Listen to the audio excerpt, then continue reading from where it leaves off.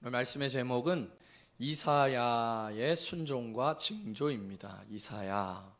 이사야라는 선지자가 하나님 말씀에 이제 순종하는 그런 모습이 나오고, 그 순종하는 모습을 통해서 하나님이 어떤 징조를 보이신다, 이런 제목입니다. 이사야가 어떠한 하나님의 말씀에 순종하냐면요, 오늘 본문에 보니까 참 순종하기 어려운 말에 순종합니다. 과연 이렇게 순종할 수 있을까?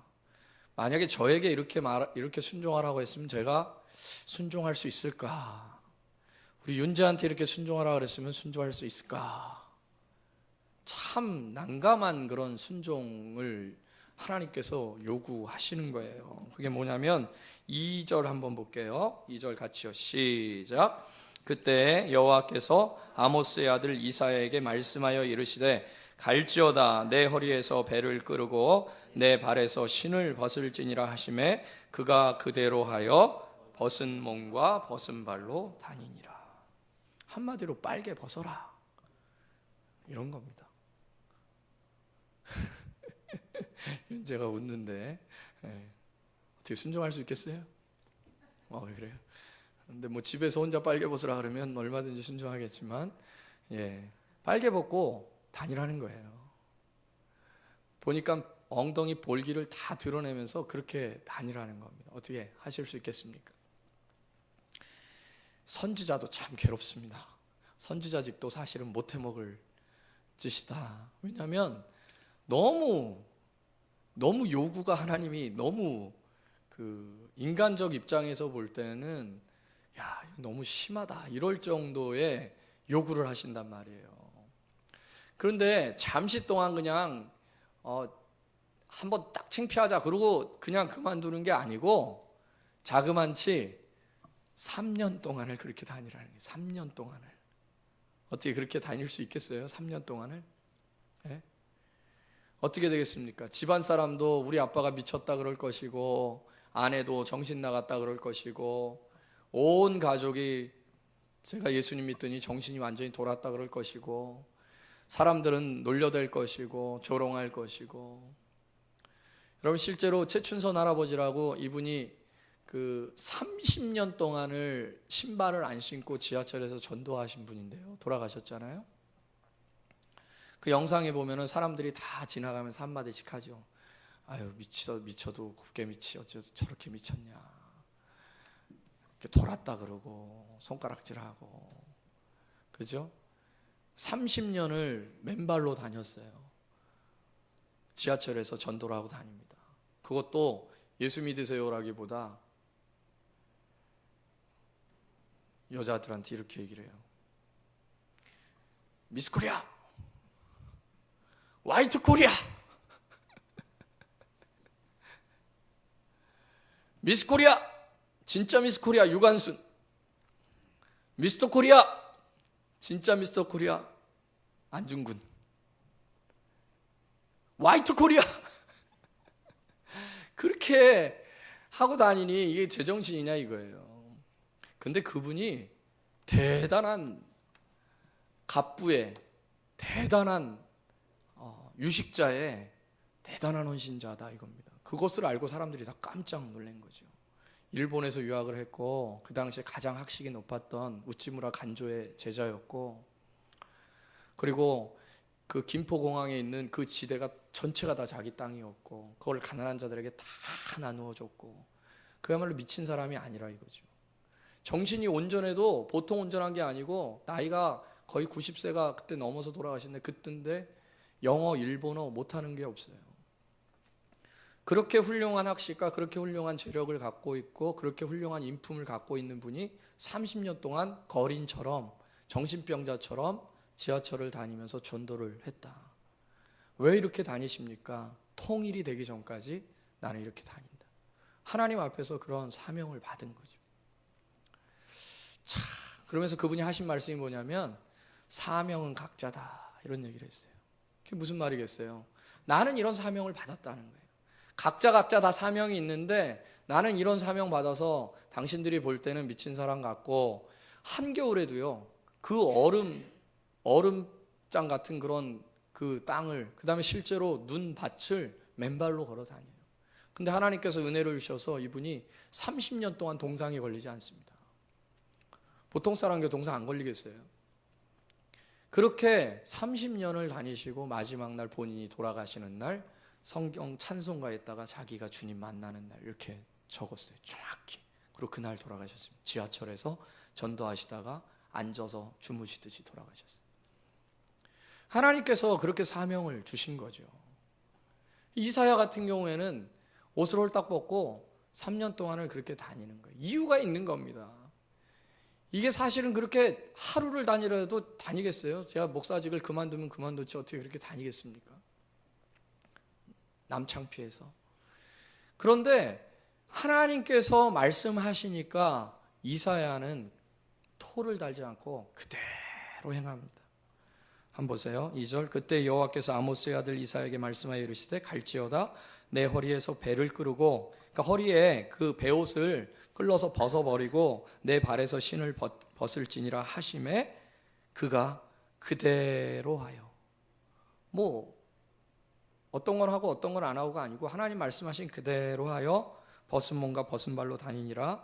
3절에 여호와께서 이르시되 나의 종. 나의 종이라는 단어가 이사야에 별로 많이 나오지 않아요. 그러니까 이렇게 어려운 것에 대해서 하나님께서 요구하셨고, 하나님도 아시겠죠. 어려운 것에 대해서 요구했는데 이사야가 순종하는 모습을 보면서 하나님이 이사야에게 애칭으로 이렇게 얘기합니다. 나의 종, 내가 사랑하는 종 이사야. 나의 종 이사야가 3년 동안 벗은 몸과 벗은 발로 다니며 애국과 구스에 대하여 징조와 예표가 되었다. 하나님이 그렇게 말씀하시는 거예요. 하나님의 종이 된다는 거, 하나님의 일꾼이 된다는 거, 그거 그냥 쉬운 건 아닌 것 같아요. 성경에서 특별히 이제 목회자나 혹은 교회 안에 직분자들을 이제 집사라고 얘기를 합니다. 물론 집사보다 더 높은 위치처럼 이야기하는 장로와 권사가 있지만 사실은 집사죠. 원래 그 직분은 집사가 되는 겁니다.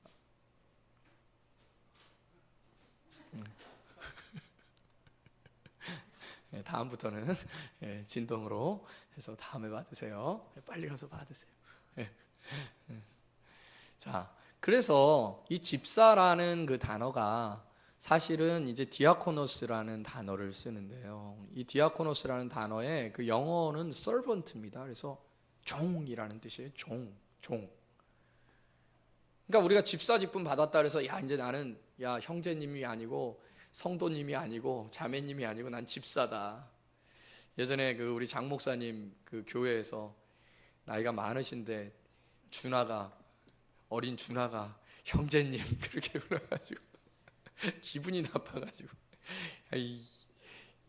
9살 10살짜리가 나한테 형제님이라고 부르니 직분을 받아야지, 이게 직분을 못 받고 이렇게 호칭이 마땅치가 않은 것 같아요. 차라리 삼촌 그러면 되고 차라리 이모부 이러면 되는데, 준하가 이제 10살밖에 안 되는 준하가 가서 50살 다 된 분한테 형제님 이래버리니까 이게 참 직분의 호칭이 되게 민망했던 게 그렇죠. 그래서 교회 내에서 이 호칭이 사실 되게 그래요. 우리 교회도요, 나이 많으신 분이 오셨는데 그냥 자매님, 형제님 그러기가 되게, 성도님 그러기가 참, 어린 분들이 그 나이 많으신 분을 그렇게 부르기가. 만약에 우리 우 권사님이 처음 오셨어요 교회를, 그럼 우리 김명아 집사님이 자매님 우 권사님한테 나이가 30살이나 더 많은데 이렇게 얘기하고 막 그러면은 참 민망한 거죠. 그래서 직분이라는 것이 사실 좀 호칭상 필요하기도 하고 좀 그렇기는 한 것 같아요.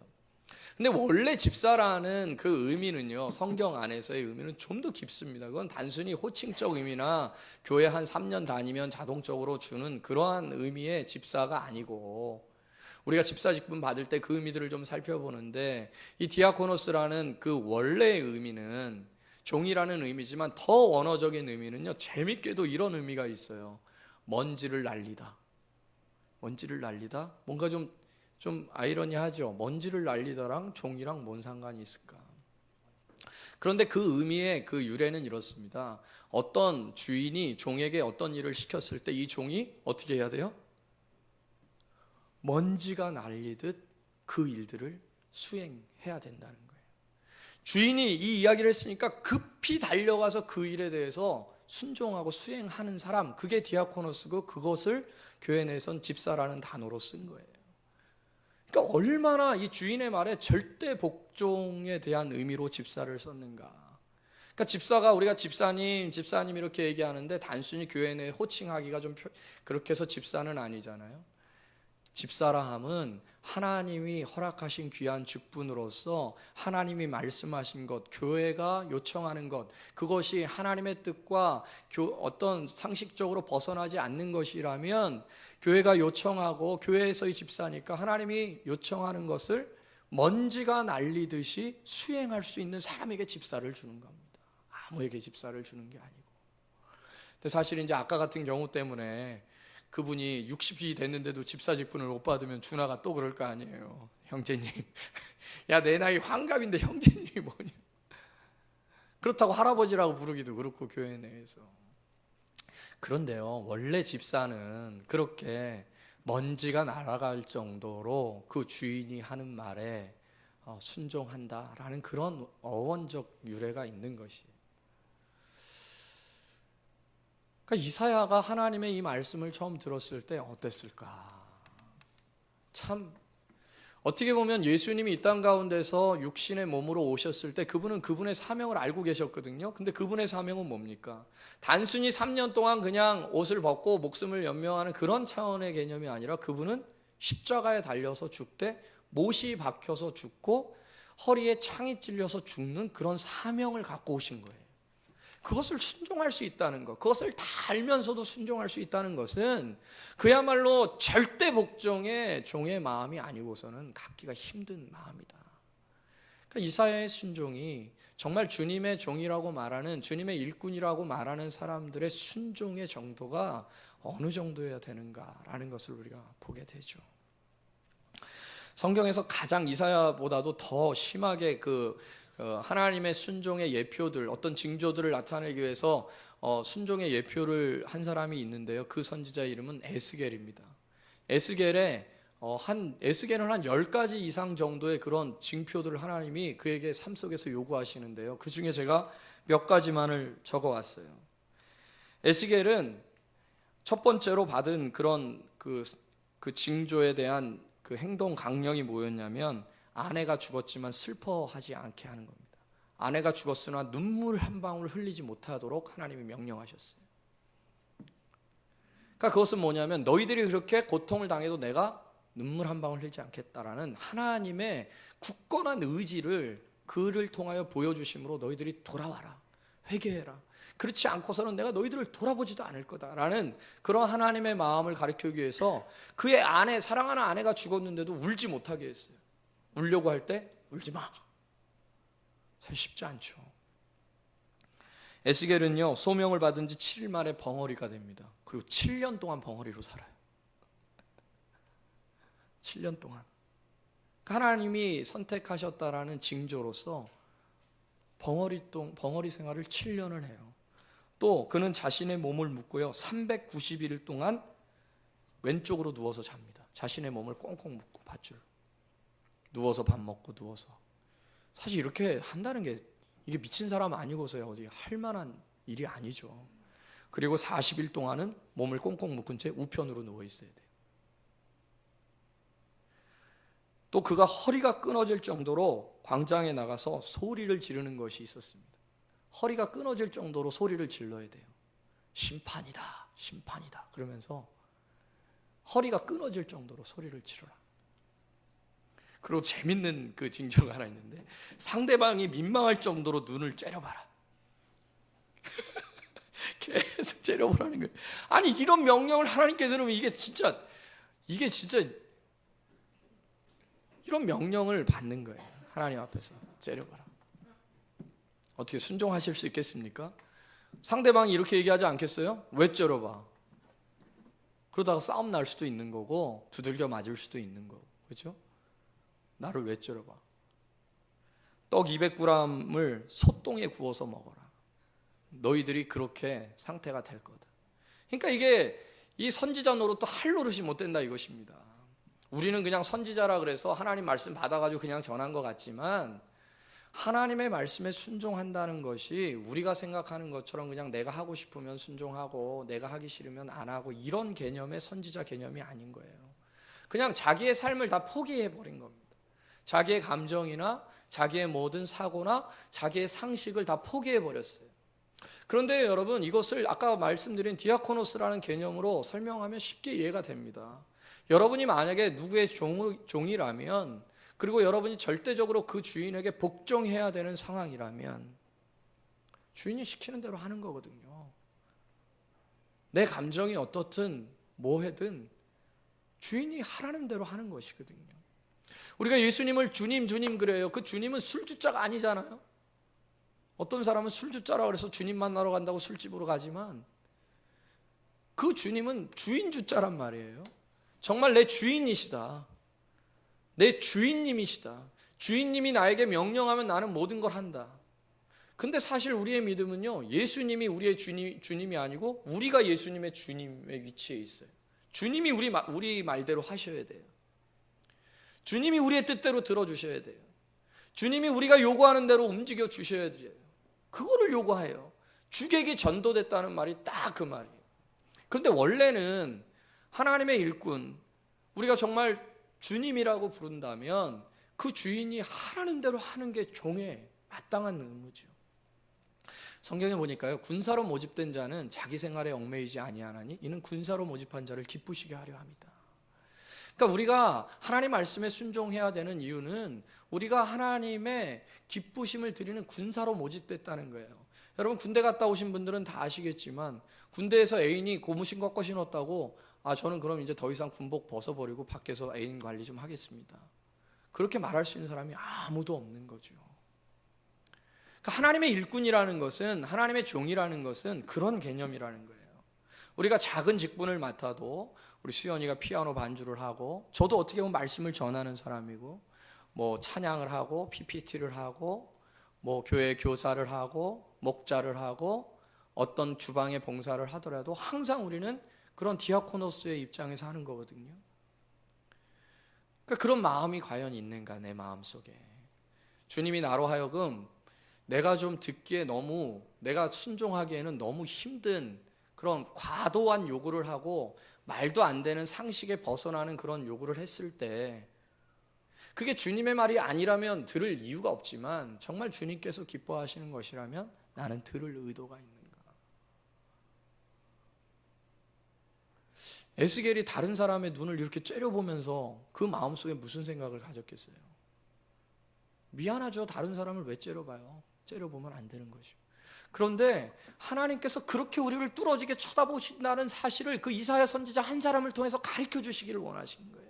지금 왜 이사야에게 하나님께서 너 빨가벗고 3년 동안 다니라고 하셨냐면, 그 당시 강대국인 아수르가 구스와 애굽이라는 나라를 점령하고 그들을 끌고 갈 때, 노예로 끌고 갈 때, 고대 시대 때의 노예로 끌고 갈 때는요, 코에다가 갈고리를 끼고 그리고 그들의 온몸을 벗겨서 빨가벗겨가지고 데리고 갔단 말이에요.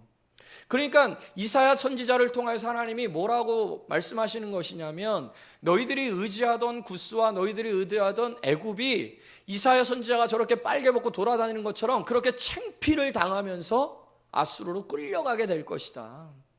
내가 그것을 3년 동안이나 너희들에게 얘기할 것이다. 너희들 돌이켜라. 너희들 회개해라. 다시 내게로 와라. 그러면 내가 다시 이사야에게 옷을 입히고 너희들이 그러한 일들을 당하지 않도록 해줄게. 그런데 3년 동안을 그렇게 했지만 구스와 애굽은 돌이키지 않았어요. 그 소문들이 애굽에 퍼졌을 것이고 구스에 퍼졌을 것입니다.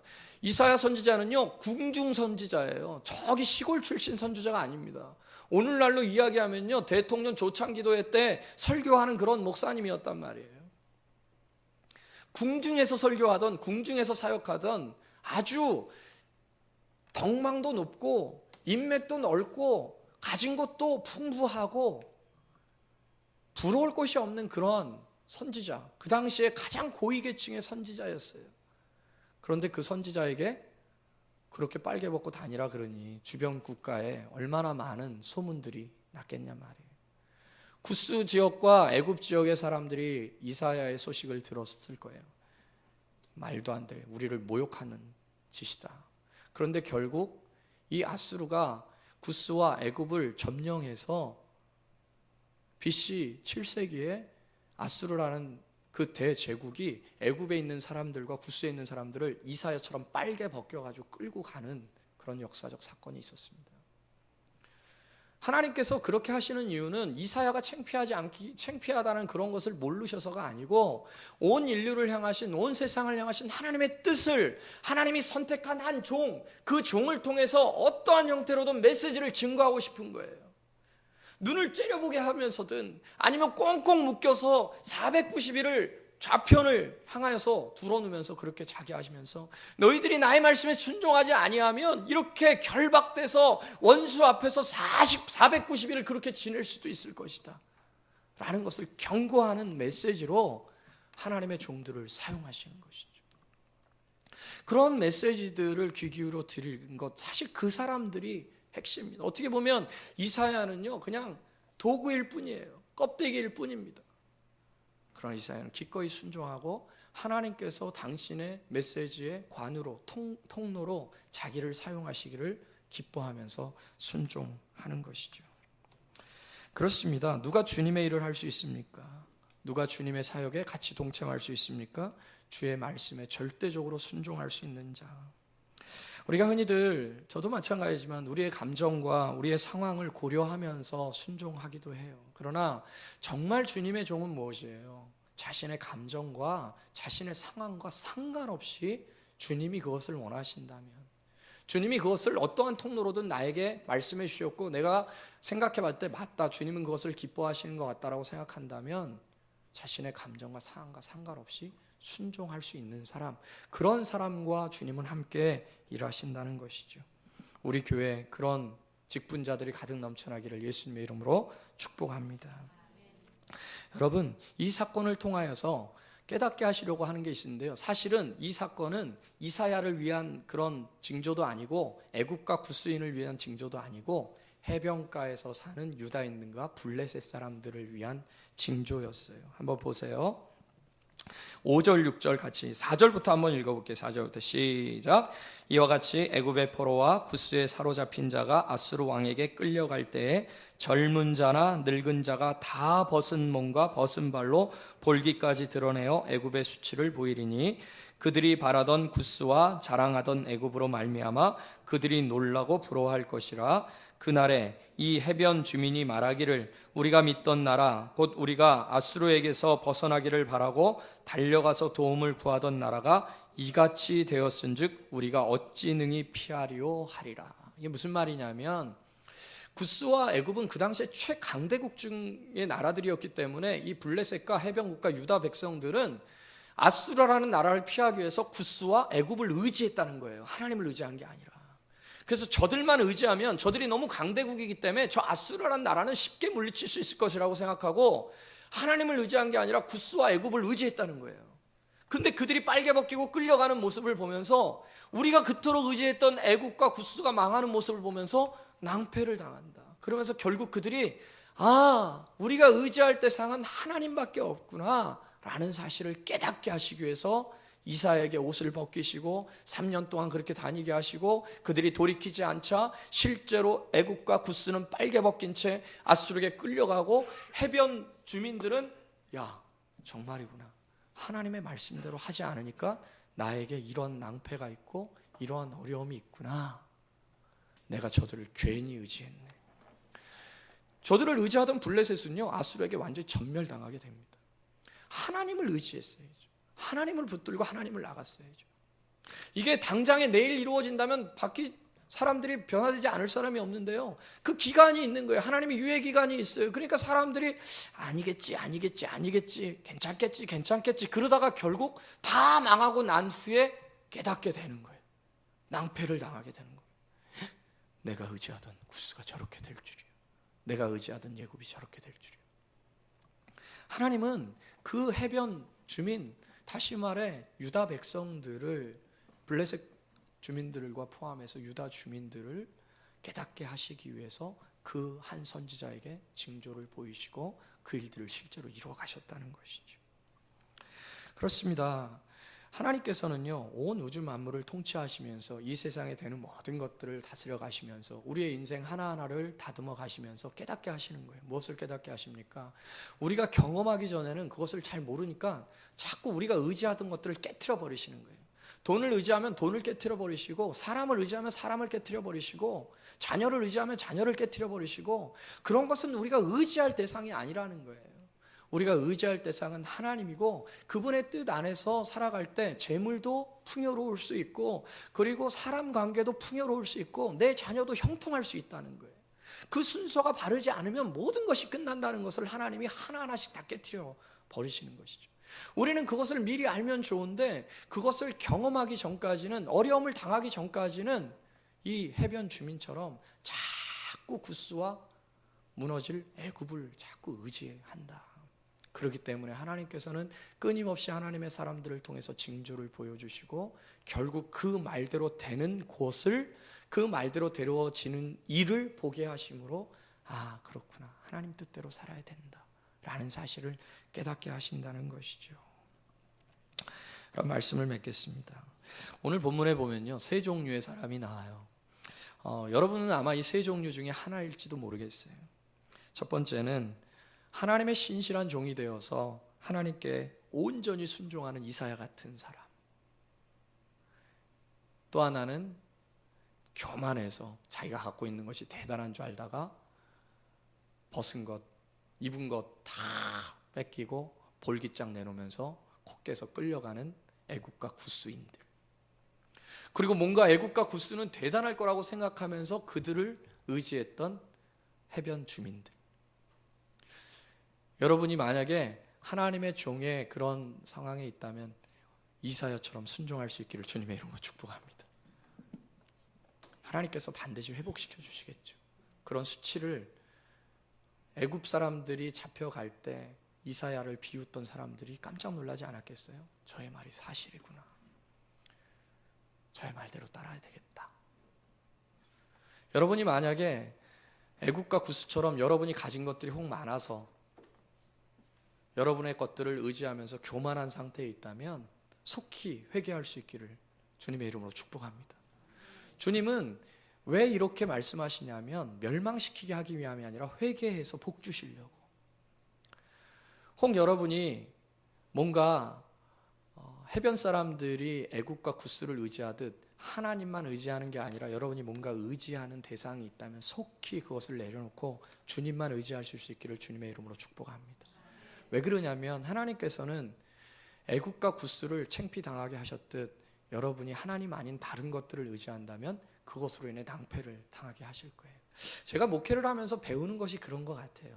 저도 많이 배우는데요, 목회를 하면서 오직 하나님만을 붙들고 오직 하나님만을 의지해야 되는데 때로는 다른 것을 바라보고 의지할 때가 있어요. 물론 제가 다른 사람보다는 훨씬 더 하나님을 의지하겠지만 목회자다 보니까 하나님은 100% 온전히 하나님만을 의지하길 바라시는 것들이 있는 것 같아요. 그런 것들을 배워가는 것이 저도 목회입니다. 그런 것을 내려놓지 않을 때는 여지없이 하나님께서는 내가 의지하고 내가 붙들고 있는 것들을 박살을 내시면서 그때 주님이 뭐라 그러시겠어요? 나만 의지하거라. 이 세상의 모든 것들은 다 무너질 수밖에 없다는 거예요. 사람이 우리를 견디게 할 수 없고 돈이 우리를 유지시켜 줄 수 없다는 것입니다. 그것들은 다 무너질 수밖에 없는 것이고 오직 하나님만을 붙들고 하나님만을 의지하며 나아갈 때 모든 것이 아름답게 자리 잡게 된다. 사랑하는 여러분, 주님께서 여러분에게 이사야에게 말씀하시는 것이 있다면 함께 순종할 수 있는 여러분 되길 주님의 이름으로 축복합니다. 그래서 이 새빛교회는 애국과 구스 혹은 해변 주민이 아니라 주님 앞에 온전하게 순종하여서 주님과 함께 동력하는 이사야들로 가득 채워줄 수 있는 복된 교회가 되기를 예수님의 이름으로 축복합니다. 이 시간 같이 한번 찬양하고 기도하겠습니다. 주께 가오니 날 새롭게 하소서. 이 찬양하고 함께 기도하고 마치겠습니다.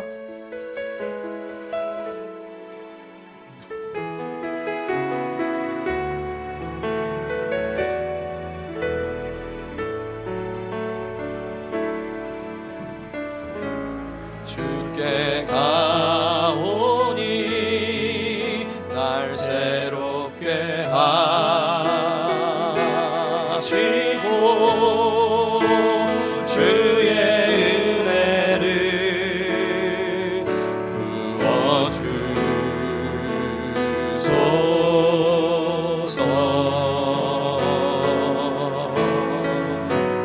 내 안에 발견한 나의 연약함 모두 벗어지리라. 주의 사랑으로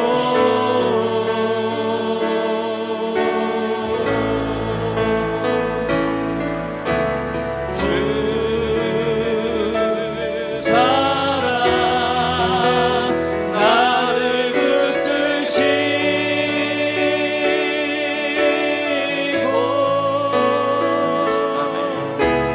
주 곁에 날 이끄소서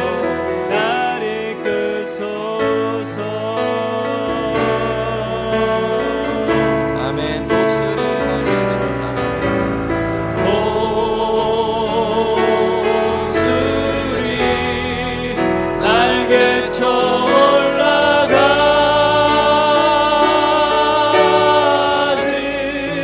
나 주님과 함께 일어나 걸으리. 주의 사랑 안에 나의 눈 열어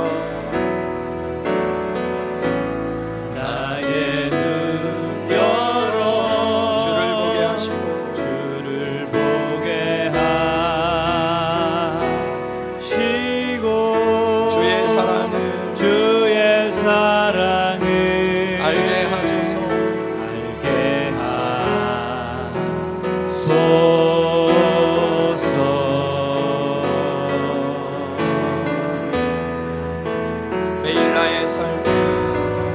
매일 나의 삶에 주 뜻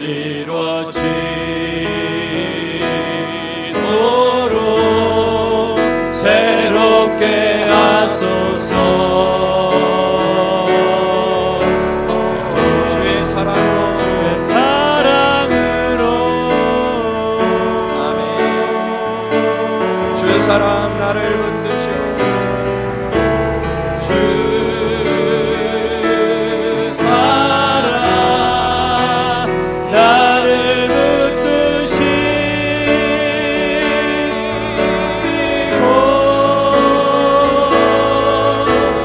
주 곁에 날 이끄소서. 독수리 날개쳐 올라가듯